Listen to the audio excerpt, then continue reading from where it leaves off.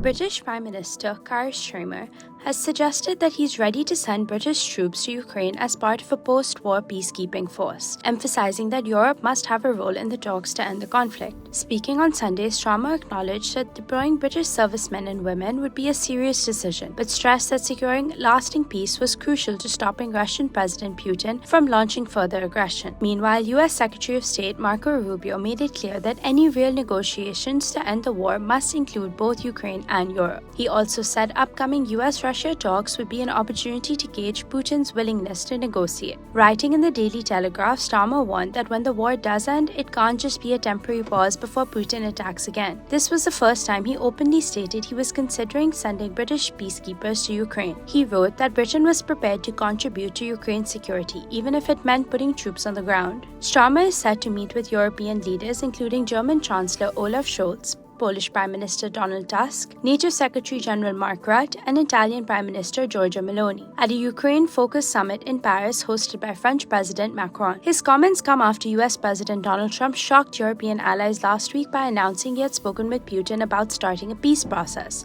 without consulting NATO or Ukraine. Trump's Ukraine envoy, Keith Kellogg, later suggested that Ukraine and European leaders would not have a seat at those negotiations, with US and Russian officials expected to meet in Saudi Arabia in the coming days. Starmer is preparing to travel to Washington, where he hopes Britain can play a key role in bridging the gap between Europe and the US in the peace process.